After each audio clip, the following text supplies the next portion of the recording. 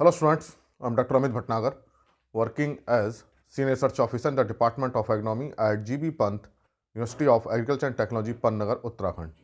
What are the advantages of liquid biofertilizers? We know that biofertilizers are very helpful. They are helpful in increasing the nitrogen availability, phosphorus solubilization, potassium mobilization, as well as zinc mobilization. And these biofertilizers are also helpful in increasing such type of substances into the soil which promote the plant growth. तो ये जो biofertilisers होते हैं बहुत helpful होते हैं। Micro organism है ये बैक्टीरिया हैं, फंगस हैं और कुछ एक्ट्रोमाइसिटीज़ भी हैं जो प्लांट्स को बहुत हेल्प करते हैं and also improve the soil quality. Soil quality को भी इम्प्रूव करते हैं, सॉइल फिजिकल प्रॉपर्टीज़ को इम्प्रूव करते हैं, soil aggregation, aeration, moisture retention capacity. These have numerous advantage, बहुत एडवांटेज होते हैं बायोफर्टिलाइजर्स के। And generally biofertilisers are produced in solid form. तो जो बायोफर्टिलाइजर प्रोड्यूस किए जाते हैं वो सॉलिड फॉर्म में होते हैं, पाउडर फॉर्म में होते हैं, सॉलिड होते हैं, जिसको हम सीड ट्रीटमेंट के थ्रू या सॉइल एप्लीकेशन करते हैं। But now it is liquid biofertilisers are also used. तो लेकिन जो आजकल जो बायोफर्टिलाइजर्स हैं वो लिक्विड फॉर्म में भी आ रहे हैं and they have more advantage over solid biofertiliser. तो सॉलिड बायोफर्टिलाइजर के कंपेरिजन में लिक्विड बायोफर्टिलाइजर ज़्यादा हेल्पफुल होते हैं, तो हमको इनको यूज़ करना चाहिए। And what are the advantages of these liquid biofertilisers? Number one, the population of biofertiliser is very important. हम जो बायोफर्टिलाइजर यूज़ कर रहे हैं वो एक्चुअली लिविंग माइक्रो ऑर्गेनिज्म है। बैक्टीरिया है, Azotobacter, Azospirillum, Rhizobium, Bacillus, Pseudomonas, बहुत सारी स्पीसीज़ हैं जिसको हम यूज़ करते हैं नाइट्रोजन फिक्सेशन के लिए या फास्फोरस सोलबलाइजेशन के लिए। And its population, initial population क्या है सॉइल में, वो बहुत इंपॉर्टेंट है। एक्चुअली हमको जानना पड़ेगा कि जैसे सॉइल है, in case of soil and many microbes are present. Suppose ये माइक्रोब्स हैं, बैक्टीरिया, फंगस, बहुत इसमें माइक्रोब्स हैं and some are pathogen and some are advantages. इसमें से कुछ क्या होते हैं कि हमको हेल्पफुल होते हैं नाइट्रोजन के लिए या फास्फोरस की एबिलिटी के लिए, और कुछ पैथोजन जो डिसीज करते हैं। बहुत सारे माइक्रोब्स ऐसे हैं, बैक्टीरिया, फंगस ऐसी हैं जो प्लांट्स में डिसीज करते हैं और हमारे लिए हार्मफुल होते हैं and these are called pathogen. तो इसको हम पैथोजन बोलते हैं। तो जब बायोफर्टिलाइजर सपोज हम बाहर से इंक्लूड करते हैं, हमने मान लीजिए ये जो मैं ब्लू दिखा रहा हूँ, ये हमने मान लीजिए बायोफर्टिलाइजर यूज़ कर रहे हैं, बाहर से हमने ये बायोफर्टिलाइजर डाला सॉइल में, चाहे हमने सीड ट्रीटमेंट किया, चाहे हमने डायरेक्टली डाला। And now this applied biofertilizer means microbes जो भी हमने डाले, they compete with the native soil micro organism. जो जमीन के अंदर ऑलरेडी जो पहले से माइक्रो ऑर्गेनिज्म है, बैक्टीरिया है, फंगस है, एक्ट्रोमाइसिटीज हैं, जो भी हैं, उनके साथ कंपटीशन करते हैं। किसके लिए? ऑर्गेनिक मैटर के लिए, फूड सोर्स के लिए, ऑर्गेनिक मैटर। तो जो देखिए जो नेटिव होता है, मतलब जो पहले से ही है, उसकी इफिशियंसी ज़्यादा होती है सर्वाइव करने की, और जो बाहर से हम अप्लाई करते हैं उसकी इफिशियंसी कम होती है सर्वाइवल की, क्योंकि पहले से ही सॉइल के अंदर अडप्टेड है उस क्लाइमेटिक कंडीशन के लिए, हाई टेम्परेचर के लिए, लो टेम्परेचर के लिए, ड्राउट के लिए, एक्सेसिव वाटर के लिए, वाटर लॉग कंडीशन के लिए। ये ऑलरेडी जो सॉइल के अंदर जो है उनके अंदर बहुत अच्छी इफिशियंसी है, सर्वाइव कर जाते हैं। लेकिन जो बाहर से हम अप्लाई करते हैं इनकी इफिशियंसी कम होती है, क्योंकि नेटिव नहीं है, वहां के लिए अडप्टेड नहीं है। तो इसलिए इसको हमको रेगुलर अप्लाई करना पड़ता है ताकि इनकी पॉपुलेशन बढ़ जाए। तो जो हम इनिशियल पॉपुलेशन अप्लाई करते हैं वो बहुत इंपॉर्टेंट है, वो बहुत अच्छी होनी चाहिए। और जो सॉलिड बायोफर्टिलाइजर्स होते हैं, in case of solid biofertilisers, the initial population जो हम अप्लाई करते हैं दैट इज 10⁻⁷ CFU पर ग्राम। अब आपको समझ में ये आएगा what is CFU। CFU means colony forming unit. तो अगर हम 1 ग्राम बायोफर्टिलाइजर लेते हैं, 1 ग्राम, तो उसमें 10⁻⁷ colony forming units means 1 crore. It means 10⁻⁷ means 1 के बाद 7 जीरो लगाइए, 2 3 4 5 6 7, इकाई, दहाई, सैकड़ा, हजार, दर्जा, लाख, 10 लाख, करोड़। तो ये कितना बना? 1 करोड़। तो जो हम बायोफर्टिलाइजर अप्लाई करते हैं उसमें 1 ग्राम में कितनी होनी चाहिए बाइवल सेल्स, जो लिविंग माइक्रोऑर्गेनिज्म है? 10⁻⁷ CFU colony forming unit. Actually ये यूनिट है किसकी? माइक्रो ऑर्गेनिज्म को काउंट करने की। चाहे बैक्टीरिया हो चाहे फंगस हो, उसको हम CFU में निकालते हैं, कॉलोनी फॉर्मिंग यूनिट में। तो इतनी तो कम से कम होनी चाहिए सॉलिड में। लेकिन जो हम लिक्विड बायोफर्टिलाइजर यूज करते हैं, लिक्विड बायोफर्टिलाइजर्स में ये इसकी 100 टाइम्स ज़्यादा होती हैं। मीन्स इट इज 10⁹ CFU पर ml। अब ये 1 ml में लेंगे, क्योंकि लिक्विड में है ये ml में लेते हैं, ये सॉलिड है तो मैं 1 ग्राम में लेते हैं। 1 ग्राम समझिए 1 ml बहुत कम है। 10⁹ CFU, इसकी कितना हो गया? इससे 100 टाइम्स ज़्यादा है, इसमें 100 करोड़ CFU पर ml। तो number 1 advantage is that initial population is ज़्यादा। It means if we are using the liquid biofertiliser it means हम क्या कर रहे हैं, सॉइल में बहुत ज़्यादा माइक्रो ऑर्गेनिज्म को इनोकुलेट कर रहे हैं as compare to solid biofertiliser. तो इनकी पॉपुलेशन क्या होगी, बढ़ जाएगी, जो मैं आपको ब्लू लाइन से दिखा रहा हूँ। तो ये सॉलिड के कंपैरिजन में इसकी क्या है, पॉपुलेशन ज़्यादा है, वाइवल सेल ज़्यादा है। वाइवल सेल का मतलब यह है कि जो जिंदा सेल हैं, जो वास्तव में नाइट्रोजन फिक्सेशन कर सकती हैं, जो फास्फोरस को सॉल्युबलाइज करा सकती हैं, पोटेशियम को मोबिलाइज करा सकती हैं, जिंक को मोबिलाइज करा सकती हैं, जो हमारे लिए हेल्पफुल है, वो वाइवल सेल की बात हो रही है। तो जो लिक्विड बायोफर्टिलाइजर है उसकी बायोबिलिटी 100 टाइम्स ज़्यादा है। तो इसका मतलब इनकी एफिशिएंसी भी क्या हो जाएगी, 100 टाइम्स ज़्यादा हो जाएगी। पॉपुलेशन ज़्यादा रहेगी तो ज़्यादा काम करेंगे। तो this is the first advantage. Second advantage is that in case of solid biofertilizer, microbes cannot tolerate high temperature, but in case of biofertilizer, it can tolerate high temperature up to 55 degree centigrade. तो अगर biofertiliser 55 degree centigrade तक भी रखा है तो भी उसकी sales पे बहुत ज़्यादा फर्क नहीं आता। But in case of solid biofertilizer, it is biofertilizer, they are sensitive to temperature. जैसे ही 45 से टेम्परेचर ज़्यादा होता है, सेल्स की डेथ होनी स्टार्ट हो जाती है, बायोबल सेल्स की काउंट कम हो जाती है। But in case of liquid biofertilizer, they can tolerate up to 55 degree centigrade. तो इतना हाई टेम्परेचर पे भी ये सेल बायोबल रहती हैं, इफेक्टिव रहती हैं, and they are non sensitive to UV rays. Actually UV rays जो है सोलर रेडिएशन में होता है, एंड दीज आर हार्मफुल।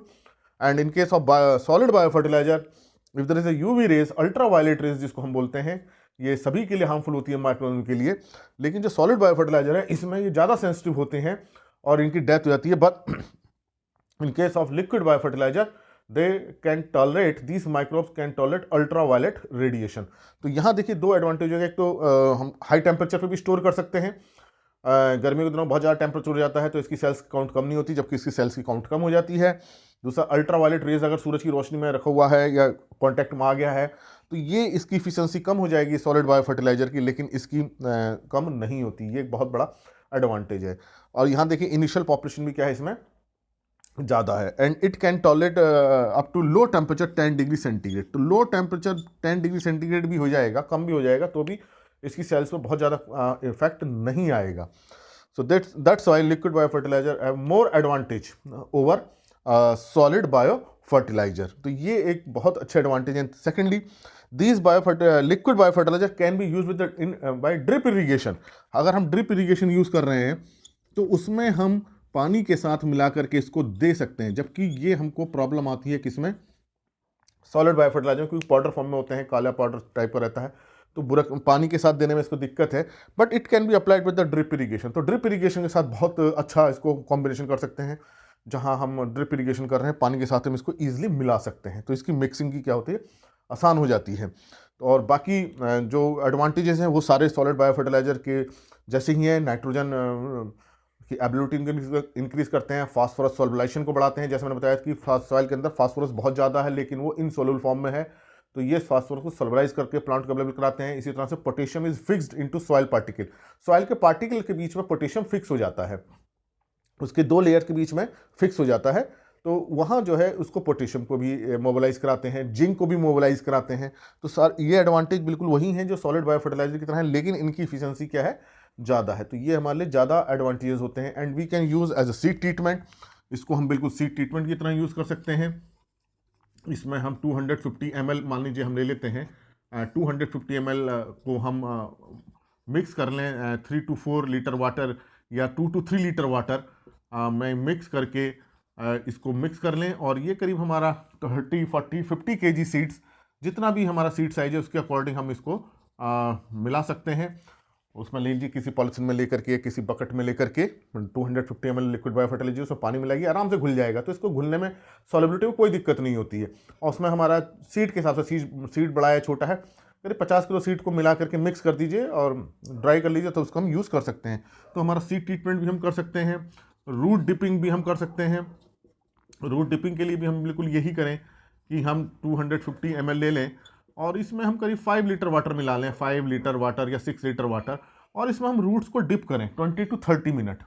जो हम ट्रांसप्लांटिंग करने वाले हैं उसकी रूट्स में इसको डिप कर दें, चाहे वेजिटेबल्स हो चाहे वो राइस हो जिसके हम ट्रांसप्लांटिंग करते हैं।